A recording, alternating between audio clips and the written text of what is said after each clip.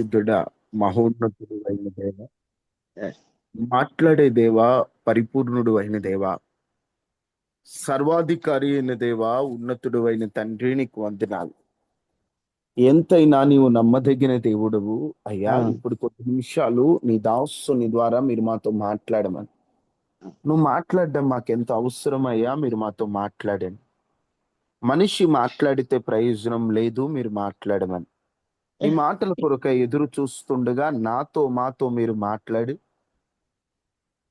మమ్మల్ని బలపరిచి, మమ్మల్ని నిలబెట్టి నీ కొరకు పాత్రలుగా వాడుకోమని. ఈ దాసును పరిశుద్ధపరిచి తన ఆలోచనలను, తన నోటిని మీ జ్ఞానముతో, మీ ఆత్మ నడిపింపులో మీరు అప్పగించుకున్నట్లుగా కృప చూపించమని యేసునామం అడిగి వేడుకుంటున్నాం తండ్రి, ఆమేన్. Amen. దేవునికి స్తోత్రాలు. మీ అందరికీ కూడా ప్రభు అయిన యేసుక్రీస్తు నామంలో నా హృదయపూర్వకమైన వందనాలు. దేవుడు మిమ్మలను దీవించును గాక. Amen. ఆమేన్. ఈ రోజున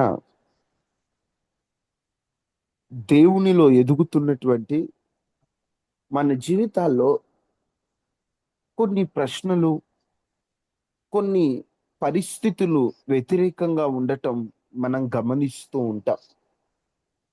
ప్రశ్న వచ్చిందంటే అది పాపం కాదు. భక్తులకు కూడా ప్రశ్నలు తప్పలేదు. గిద్యోను గానుగ చాటున గోధుమలు దుల్లగొట్టుకుంటున్నప్పుడు దేవుని దూత, అంటే ఒక మాటలో చెప్పాలంటే దేవుడే గిద్యోను యుద్ధకు వచ్చి పరాక్రమము కలిగిన బలాఢ్యుడా లే అన్నప్పుడు తన మదిలో ఒక ప్రశ్న, దేవుడు మాకు తోడుగా ఉంటే ఇది ఎందుకు జరుగుతుంది? ఒక ప్రశ్న. ఇర్మియా జీవితంలో ఒక ప్రశ్న. దేవుడు న్యాయవంతుడు కదా, నీతి న్యాయములు జరిగించే దేవుడైనప్పుడు అన్యాయంగా బ్రతికిన వారు ఎందుకు ముందుకు వెళ్తున్నారనే ఒక ప్రశ్న ఇర్మియాకి ఉంది. ఇలా చెప్పుకుంటూ పోతే భక్తుల జీవితంలో ప్రశ్నలు వచ్చాయి. కానీ వారి ప్రశ్నలు వారిని విశ్వాసంలోకి నడిపించాయి, కానీ ఆ విశ్వాసంలోకి తీసుకెళ్ళలేదు. ఇర్మియా ప్రశ్నించినప్పుడు దేవుడు అంటాడు, నీవు నడవవలసినటువంటి స్థితిలోనే నువ్వు అలసిపోతే ఇంకెప్పుడు గుర్రపు రౌతులతో పోరాడతావు నీవు అని మాట్లాడినప్పుడు తాను రోషంతో ముందుకు వెళ్తాడు. మరలా తను అవిశ్వాస పడినట్లుగా ఎక్కడ కనిపించదు. అంటే నీకు ప్రశ్న రావడం తప్పు కాదు. ఆ ప్రశ్న వచ్చినప్పుడు ఆ ప్రశ్న ద్వారా దేవునికి మరింత దగ్గర అవ్వాలని మనం ప్రయత్నం చేయాలి. ఆ ప్రశ్న ద్వారా ఇంకా దేవునిలో లోతుగా కొన్ని విషయాలు గ్రహించాలని ప్రయత్నం చేయాలి. ఆ ప్రశ్నకు జవాబు కనబడనంత మాత్రాన, ఆ ప్రశ్నకు జవాబు రానంత మాత్రాన ఇక దేవుడు అబద్ధమాడేవాడు అన్నట్లుగా నీవు దేవునికి దూరం అవ్వకూడదు. ఈ రోజు నాకు జవాబు రాకపోయినా నా దేవుడు ఏదో ఒక రోజు జవాబిస్తాడనే ఒక నమ్మకం నీకు ఉండాలి. హబక్కుకు ప్రవక్త అనే ఒక ప్రవక్త కనిపిస్తాడు. ఆ ప్రవక్తకి ఒక ప్రశ్న ఉంది. చెడు ఎందుకు పెరుగుతుంది? పాపం ఎందుకు పెరుగుతుంది? దుష్టులు ఎందుకు గెలుస్తున్నారు? దేవుడు ఉన్నాడు కదా, ఆయన ఉన్నప్పుడు పాపం ఎందుకు అంత పెరిగిపోతుంది? దుష్టులు ఎందుకు గెలుస్తున్నారు? నీతిమంతులు బాధపడుతున్నారు. ఈరోజు నీకు కూడా, నేను మంచోడినైతే కష్టాలు నాకెందుకు? ప్రార్థిస్తున్నా ఫలితం రావట్లేదేంటి? చెడ్డాలు బాగున్నారు ఎందుకు?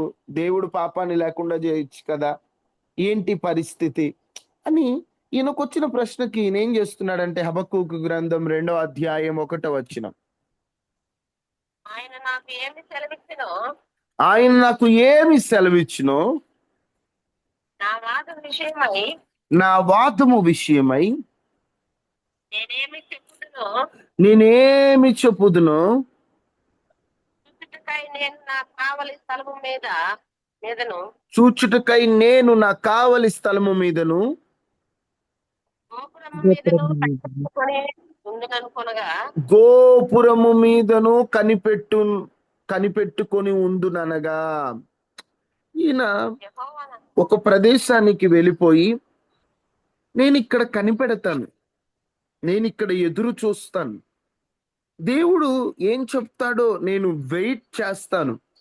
ఎందుకంటే పాపిష్టి వాళ్ళు బాగుపడిపోతున్నారే. దేవుని కనుదృష్టి దుష్టత్వము చూడలేనిదా కాదు కదా. పాపిష్టోళ్ళు, పాపంలో ఉన్నోళ్ళు పైకి వస్తున్నారేంటి అని తనకున్న ప్రశ్నకి జవాబు కొరకు ఆయన ఎదురు చూచాడట. ఆయన చూడండి, నాకు వెంటనే జవాబు రావాలి, ఇప్పుడే రావాలి, నాకు ఎన్నో ప్రశ్నలు ఉన్నాయి, ఇప్పుడు అసలు ఏం జరిగిందో తెలియాలి అనుకోలే. ఎదురు చూచాడు, దేవుని కార్యం కొరకు కనిపెట్టాడు. దేవుని కార్యం తొందర పడలేదు ఈయన. అప్పుడు దేవుడు ఈయనతో మాట్లాడుతూ, అయ్యా నువ్వు కోరుకుంటున్నావయ్యా, అది ఒక నిర్ణయ కాలంలో జరుగుద్దయ్యా, అది జరగటానికి ఆతురపడిపోతుంది, అది తప్పక నెరవేరుద్ది, ఆలస్యమైనా కూడా జరుగుద్ది నాయన అని ఎప్పుడో దేవుడు చెప్తాడు. కానీ ఈయన ఏం చేశాడంటే, ఈయన అడిగిన ప్రశ్నలకు జవాబులు వచ్చినట్లు కనబడకపోయినా ఈయన ఎదురు చూస్తూ ఉన్నాడు, నిశ్శబ్దంగా ఉన్నాడు, ఎదురు చూస్తూ ఉన్నాడు దేవుని సమాధానం కొరకు. ఆ ఎదురు చూపు చూడండి. ప్రశ్న వచ్చినా, ఆలస్యమైనా, జవాబు రాకపోయినా ఎదురు చూచాడు, చూచాడు, చూచాడు, చూచాడు. ఇక ప్రార్థన చేస్తూ ఉన్నాడు, యెహోవా సంవత్సరములు జరుగుచుండగా నీ కార్యము నూతన పరిచయ్యా అన్నాడు. దేవుని కొరకు ఎదురు చూశాడు. దేవా నువ్వు జనాల్ని రక్షించయ్యా అని అడిగాడు. ఇంకా ఈయనకి ఒక క్లారిటీ అంటూ రాలేదండి. నా మాటలు అర్థం చేసుకోండి.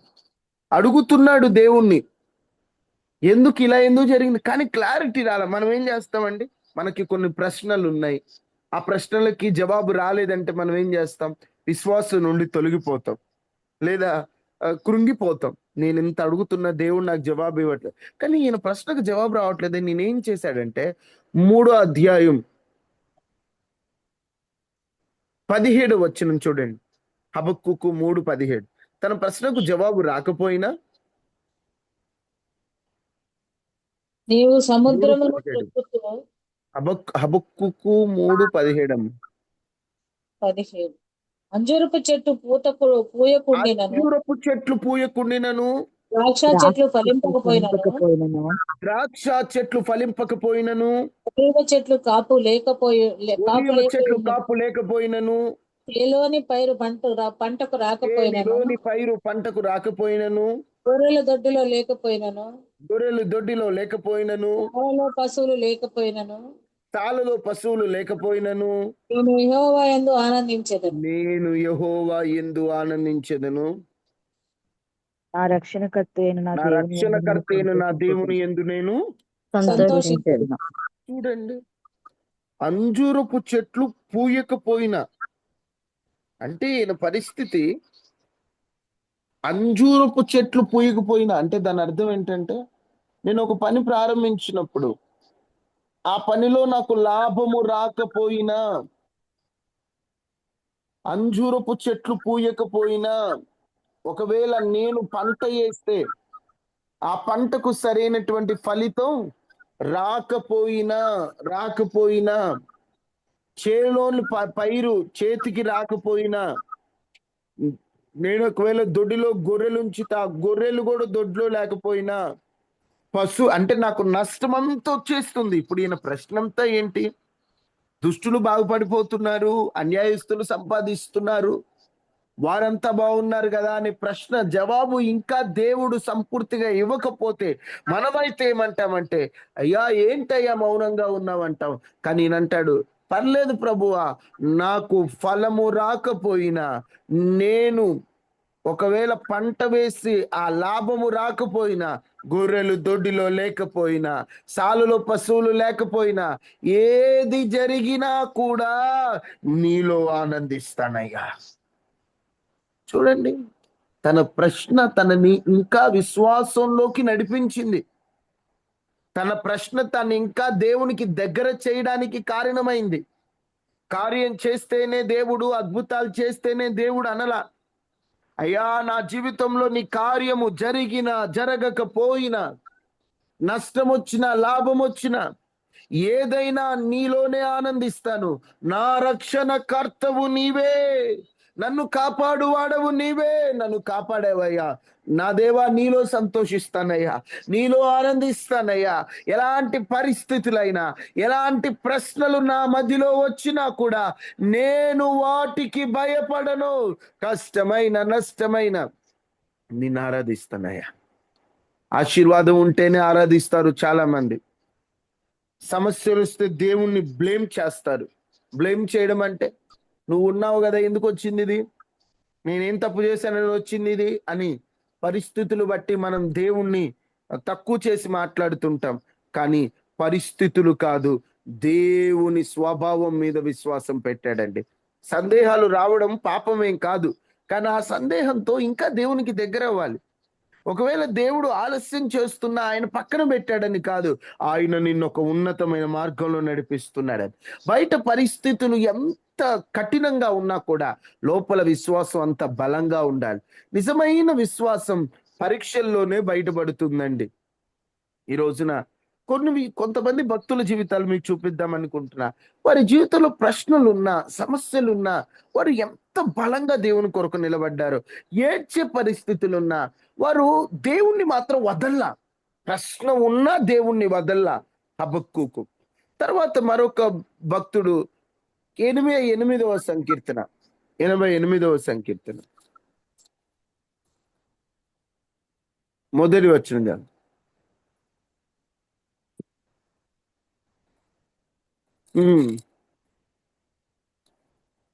ఇక్కడ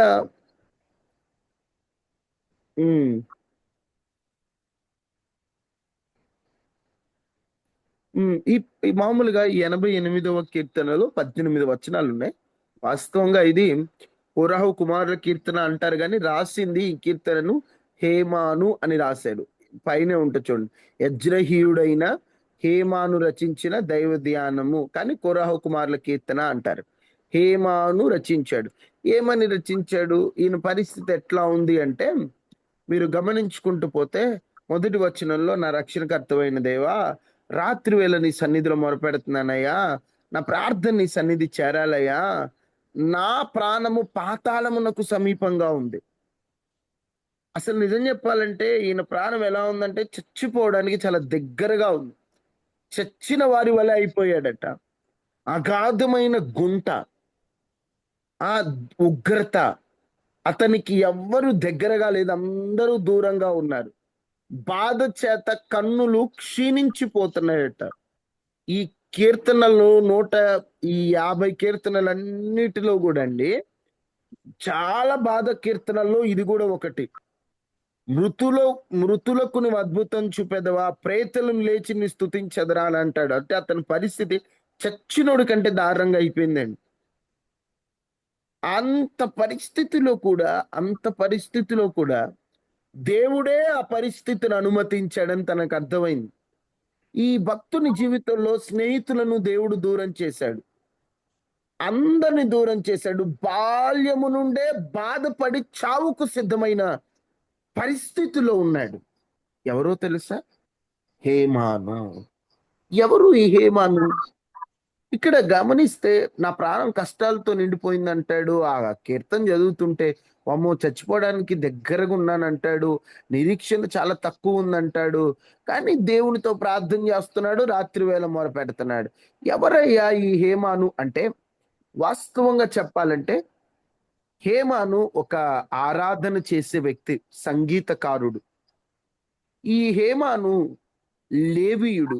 మొదటి దినవృత్తాంతముల గ్రంథం 6వ అధ్యాయం 33వ వచనాన్ని ఒకసారి చూద్దాం. మొదటి దినవృత్తాంతముల గ్రంథం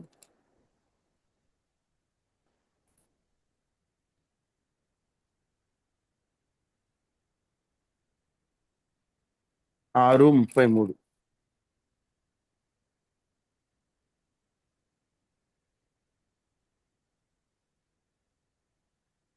ఈ ప్రకారము తమ కుమారులతో కలిసి కనిపెట్టుకోవారెవరగా కహాతీయుల కుమారులలో గాయకుడగు హేమాను. ఇతడు సమూయేలు కుమారుడగు యోవేలకు పుట్టినవాడు. ఈ హేమాన్ అనేటువంటి ఒక వ్యక్తమ్మ మీరు గమనించండి. ఈయన ఒక వర్షిప్ లీడర్, పాటలు పాడేవాడట. ఈ హేమాను పాటలు పాడేవాడు, చక్కగా దేవుని దర్శనకర్త అని మొదటి దినవృత్తాంతంలో 25:5లో కూడా కనిపిస్తుంది. ఈ హేమాను పాటలు పాడేవాడు, కానీ ఈయన పరిస్థితి ఎట్లా ఉందంటే చాలా ఘోరంగా ఉంది. అసలు బాధలు, కష్టాలు, ఇంకా ఇబ్బందులు అయినా తాను ఆరాధన ఆపినట్లు ఎక్కడ ఉండదండి. తాను స్తుతించినట్లు, తన తన దేవుడిచ్చిన తలాంతును పక్కన పెట్టినట్లు ఎక్కడ కనపడదండి. ప్రతి చోట కూడా దేవుణ్ణి ఆరాధిస్తూనే ఉన్నాడు. ప్రతి చోట కూడా దేవుణ్ణి ఘనపరుస్తూనే ఉన్నాడు.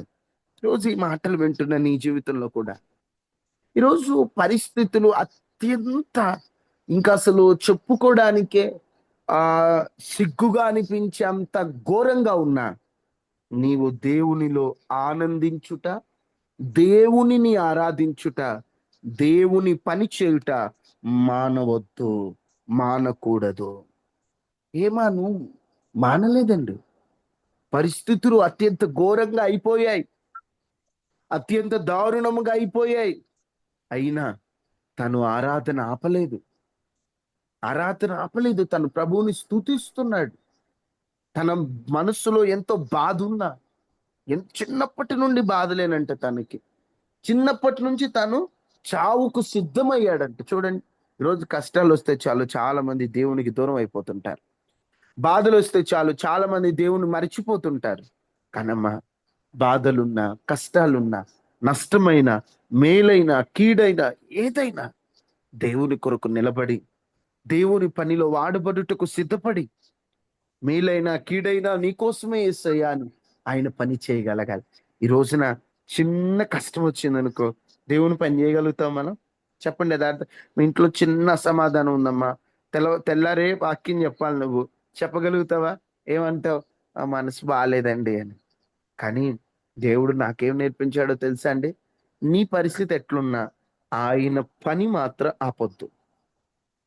ఒకవేళ నువ్వు సిద్ధపాటు లేవా, సిద్ధపడు ఆ రాత్రి. నీ వ్యక్తిగత కారణాలు బట్టి దేవుని పని ఆటంకం కాకూడదు కదా అమ్మా. ఇప్పుడు దేవుడు నీకు పాట పాడే వరం ఇచ్చాడు, నువ్వు ఇంట్లో చిన్న గొడవ అయిపోయిందని నువ్వు పాడలేదు అనుకోండి, ఇక్కడ ఆ తలాంతుని నువ్వు వాడకపోవటం వల్ల ఏమవుతుంది? తలాంతు ఎవరైతే వాడలేదో అతని దగ్గర నుంచి ఏమైంది? తీసేస్తాడు, తీసివేయబడింది. జాగ్రత్తగా వాడుకున్న వాడికేమో రెట్టింపు అయింది, వాడుకోకుండా ప్రక్కన పెట్టిన వాడి దగ్గరేమో తీసివేయబడింది. తీసివేయబడితే అది ఎంత ఘోరంగా ఉంటుందమ్మా. ఆ వ్యక్తి తలాంతు తీసివేయబడ్డానికి కారణం ఏంటి? ఒకటి, తనలో నిర్లక్ష్యం కనిపిస్తుంది, బద్ధకం కనిపిస్తుంది, తనకి యజమానుని మీద నెగిటివ్ ఆలోచనలు కనిపిస్తున్నాయి. ఇలా కొన్ని లక్షణాలు బట్టి భయం కనిపిస్తుంది.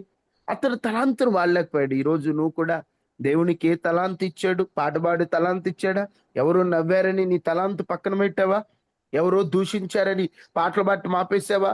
వాక్యం చెప్పే తలాంతు దేవుడు ఇచ్చాడా? ఎవరో ఏదో మాట అన్నారని వాక్యం చెప్పడం వెనక్కి వచ్చేసావా? లేదు లేదు. నువ్వు నీ పరిస్థితిని దేవుని పనికి ముడిపెట్టకూడదండి. ఇప్పుడు హేమాను కీర్తనల్లో రాస్తాడు, తన పరిస్థితి అంతా బాధ అంతా చెప్తాడు. ఇప్పుడు అన్ని బాధలు నేను పాటలు పట్టడం ఆపాడా? ఆరాధించడం ఆపాడా? లేదు. తనకి ఒక ఆయనేమో ప్రశ్నున్నా దేవునిలో ఆనందించడం ఆపల, ఇంకొక ఆయన కష్టాలున్నా దేవునిలో ఆనందించడం ఆపల. ఈరోజు మనం ఎలా ఉన్నామమ్మా? ఈరోజు మన జీవితం ఎలా ఉంది? ఒకసారి మీరు ఆలోచించండి. మనం అలా ఉన్నామా? ఈరోజు ఆ విశ్వాసం మనకుందా? అయ్యా నీకు వందనాలయ్యా, నేను నిన్ను నమ్ముకొనే ఉన్నానయ్యా, అయ్యా ఎవరేమనుకున్నా నేను నిన్నే ఆరాధిస్తానయ్యా అనేటువంటి ఒకటి మనకుందా? ఈ రోజున చాలా మందిలో ఇలాంటిది లేదండి.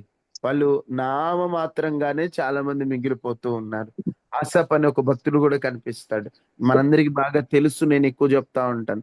73వ కీర్తనలో ఉంటాడు, దుష్టులు ఆనందంగా ఉంటే చూసి చాలా బాధపడిపోతాడు. అదేంటయ్యా ఇది అసలు కరెక్టేనా? అసలు దుష్టులు బాగుపడిపోతున్నారు, వాళ్ళు చూడు వెంటనే సక్సెస్ వస్తుంది వాళ్ళకి, వాళ్ళు గర్వము కంఠహారం వలె ధరించుకున్నారు. అయ్యా వాళ్ళని చూశాక నేను చేతులు కడుక్కుని ఉండుట వ్యర్థమే, నేను మారు మనసు పొంది ఉండుట వ్యర్థమే, నేను మారు ఉపయోగం లేదు, మారునోళ్ళే బాగున్నారు అనుకుని ఏం చేశాడు? అంత పరిస్థితిలో కూడా తాను యెహోవా మందిరమునకు వెళ్ళాడట. చూడండి, తనకి ఇతరులను చూచినప్పుడు బాధ కలిగింది. వాళ్ళు అన్యాయంగా సంపాదిస్తున్నారు, అన్యాయస్తులు బాగుపడుతున్నట్టు, అన్యాయం చేసి సంపాదించుకొని కూడా ఏదో న్యాయంగా సంపాదించినట్లు ఫోజు కొడతా ఉన్నారు. అలాంటి వాళ్ళని చూస్తే మనకి చాలా కోపం వచ్చేస్తుంది. అబ్బో, నీ బతికి ఎవరికి తెలియదురా అనుకుంటా. ఇప్పుడు ఈయన కూడా అట్లానే అనుకుంటున్నటువంటి టైం అండి. అలానే అనుకుంటున్నటువంటి పరిస్థితిలో ఈయన ఏం చేశాడు? ఈయన వా- వాళ్ళు వాళ్ళని చూసి దేవునికి దూరం అయిపోయే పరిస్థితులు వచ్చినా కూడా తనట యెహోవా మందిరమునకు వెళ్ళాడట. ఎప్పుడైతే దేవుని మందిరానికి వెళ్ళాడో, ఆ 73వ సంకీర్తనలో దేవుని మందిరానికి వెళ్ళాడో, ఆ దేవుని మందిరంలోకి వెళ్ళాక తనకు ఒక విషయం అర్థమవుతుంది. ఆకాశమందు నీవు నాకుండగా లోకములో ఏది లోకంలో నాకు ఉండేది నాకు అక్కర్లేదు. లేదు. అంత విశ్వాసం వచ్చింది. చూడండి, ఇతరులు బాగుపడుతున్నా, పనికి మాలిన వారు పైకి వస్తున్నా, తను దేవునికి దూరం అవల, దేవుని మందిరానికి వెళ్ళిపోయాడు. మనసుకు అనిపించింది, నేను మారినా నా బ్రతుకు మామూలుగానే ఉంది, వాళ్ళు మారకపోయినా వాళ్ళే బాగున్నారు అనిపించినా వెంటనే చూడండి, అమ్మో నేనేంది ఇలా ఆలోచిస్తున్నాను, దేవుని మందిరానికి వెళ్ళిపోయాడట. ఈరోజు మనం కూడా కొంచెం మన ఆలోచనలో తేడా వచ్చింది. ఒకసారి కొన్ని పరిస్థితులు ఎట్లుంటాయంటే, నువ్వు ఇంత ఆరాధన చేస్తున్నా, నువ్వు ఇంత ప్రేయర్ చేస్తున్నా, నువ్వు ఇంత భక్తి చేస్తున్నా, దేవునికి ఏం చేయట్లేదు ఏంటని మనస్సాక్షి చెప్తుంది. చెప్పినప్పుడు నిజమే అని దేవుని దూరం అవద్దు, దేవుని మందిరానికి వెళ్ళి, అయ్యా నాకు ఈ ప్రశ్న ఉంది, ఇదిగో నాకు ఇట్లా అనిపిస్తుంది, నువ్వేదో ఒకటి చేయి, నా జీవితంలో కార్యం చేయి, నా జీవితంలో అద్భుతం చేయి, నన్ను నిలబెట్టు అని ఆశాపోవాలి అడుగు. అక్కడ హబక్కూకు తనకి ప్రశ్న వచ్చిన తను దేవునిలో ఆనందించడం ఆపల. ఇక్కడ హేమాను తనకి కష్టాలున్నా తనకి దేవుడిచ్చిన తలాంతును వాడటం ఆపల. ఇక్కడ ఆసాపు దుష్టులు బాగుపడిపోయి వారి పరిస్థితిని చూసి ఇతడు ఎందుకు దేవుణ్ణిలో ఉన్నానా అనే అనుమానం వచ్చిన మందిరానికి వెళ్ళడం ఆపల. భక్తులు వారు ఏడ్చే పరిస్థితులు వచ్చినా, వారు ప్రశ్నించిన వారు మాత్రం దేవుని వదిలేరా? వదిలేరా? లేదు. లేదు, వారు దేవునిలో బలముగా నిలబడ్డారు. ఈ రోజున నువ్వు అలా ఉంటున్నావా? ఈ రోజు నువ్వు ఎలా నిలబడుతున్నావు? దేవుని కోసం బలంగా నిలబడుతున్నావు? ఏదైనా చిన్నదైన, కష్టమైన, నష్టమైన, బాధైన, వేదనైన, దుఃఖమైన, చిన్న వాటికే ఈరోజు మనం కృంగిపోతే ఎలా చెప్పండి అమ్మా? చిన్న వాటికే మనం నలిగిపోతే ఎలా చెప్పండి? ఈ రోజున దేవుడు ఒక పరిస్థితికి అనుమతించాడంటే ఆయన ఎందుకు అనుమతించాడో అనేటువంటి ఒక ఆయన మీద నమ్మకంతో ముందుకెళ్ళండి. నా దేవుడు మనల్ని కష్టాల బాటలో నడిపిస్తాడని నేను చెప్పను. కష్టాల బాట ఉన్న ఆ కష్టాన్ని సుఖవంతమైన మార్గంగా మలచి దేవుడు నడిపిస్తాడు. ఒకవేళ అది కష్టంగా ఉంచిన ఆ కష్టము నీ మేలు కొరకే, ఆ కష్టము నీ ఆశీర్వాదం కొరకే, ఆ కష్టము దేవుడిని అభివృద్ధి పరచుట కొరకే. అందుకని దయచేసి దయచేసి దయచేసి ప్రభువులో ఎదుగుదాం, ఆత్మీయంగా స్థిరపడదాం, దేవుని కొరకు బహుబలంగా వాడబడదాం. చిన్న ప్రార్థన చేసి ముగిస్తాను. మిగతా ఒక పావు గంట సేపు, కనీసం పావు గంట, ఇంకా మిగతా మీకు ఇష్టం, గంట 2 గంటలు మీ ఇష్టం, కానీ కనీసం పావు గంట మీరందరూ ప్రార్థన చేసుకొని మోకాళ్ళపై ప్రార్థనలో ఉండి ఆ తర్వాత మీ పనుల్లోకి మీరు వెళ్ళండి. ప్రార్థన చేసుకుందాం. అందరు తలలు వంచండి. ప్రభువా, నిజమేనయ్యా, మేము కూడా ప్రభా తండ్రి చిన్న వాటికే కృంగిపోతున్నాం, ప్రశ్నలకే వెనక్కి తిరుగుతున్నాం. కానీ భక్తులకు ప్రశ్నలు వచ్చిన పరిస్థితులు ఎట్లున్నా వారిని ఆరాధించడం మాత్రం ఆపలేదయ్యా. ఈరోజు మేము కూడా ఆ విధంగా ఉండినట్లుగా మీరు మమ్మల్ని సిద్ధపరచండి ప్రభా తండ్రి. ఈరోజు ప్రభా ఈ ఉదయకాల ప్రార్థనలో పాల్గొన్న వారందరినీ జ్ఞాపకం చేసుకోండి. హేమాన్ ఎలా అయితే నిన్ను ఆరాధించడం మేము అలా ఆరాధించాలి. హబక్కూకు భక్తుడు, ఆసాపు భక్తుడు ఎలా నీ కొరకు నిలబడ్డారో మేము అలా నిలబడాలి. కష్టానికి, నష్టానికి, సమస్యలకు భయపడే రీతిలో కాదు, ఏదైనా నీ కొరకు నిలబడతామన్న రీతిలో మమ్మల్ని సిద్ధపరచండి. ఈ రోజు మీరు మాతో మాట్లాడిన మాటలు బట్టి వందనాలు. మీరు మమ్మల్ని దర్శించిన దర్శనం బట్టి వందనాలు. ఈ రోజు మమ్మల్ని బలపరిచిన మాటలు బట్టి నీకు స్తోత్రాలు. ఈ రోజు మేము చేస్తున్న పని పాటల్లో తోడుగా ఉండండి. ప్రతి ఇంటి చుట్టూ కంచి వేయండి. వైరస్లు, అనారోగ్య ప్రమాదాలను తప్పించండి ప్రభువా తండ్రి. మా ప్రయాణాల్లో కూడా క్షేమాన్ని ఇవ్వండి ప్రభువా తండ్రి. అయ్యా మీరు గొప్పగా వాడుకోమని, వీళ్ళ పక్షాన్ని మీరు అద్భుతం చేయమని యేసు నామమున అడిగి వేడుకుని ఉన్నాము తండ్రి. ఆమేన్, ఆమేన్, ఆమేన్. తండ్రి అయిన దేవుని ప్రేమ, కుమారుడైన యేసుక్రీస్తు వారి కృప, పరిశుద్ధాత్మ అన్యోన్య సహవాసం మనకి మన కుటుంబాలకి ఎల్లప్పుడూ ప్రభు కృప తోడైండును గాక. ఆమేన్, ఆమేన్. అమ్మా రేపు లీడింగ్ ఎవరు చేస్తారు? పాట, ప్రార్థన వేరే బ్రదర్ అండ్ సిస్టర్ చెప్పారు. లీడింగ్ ఎవరు చేస్తారు రేపు? నేను అందరూ చేయను. ఓకే అమ్మా. రేపు వసంతమ్మ గారు లీడ్ చేస్తారు. అమ్మా మీరు గ్రూప్ లో ఉన్నారు కదా వసంతమ్మ గారు? ఉన్నానయ్యా. ఓకే. గ్రూప్ లో ఎవరు పాడతారో, ఎవరు ప్రార్థిస్తారో నేను పేర్లు పెడతానమ్మా. రేపు అదే సరే. పేర్లు పిలవండి. సరే మంచిది. ఓకే అమ్మా. అందరికీ వందనాలమ్మా. ప్రార్థనలో కొంచెం ప్రార్థనలో గడపండి. ప్రార్థనలో గడిపి ఆ తర్వాత వందనాలు బాబు.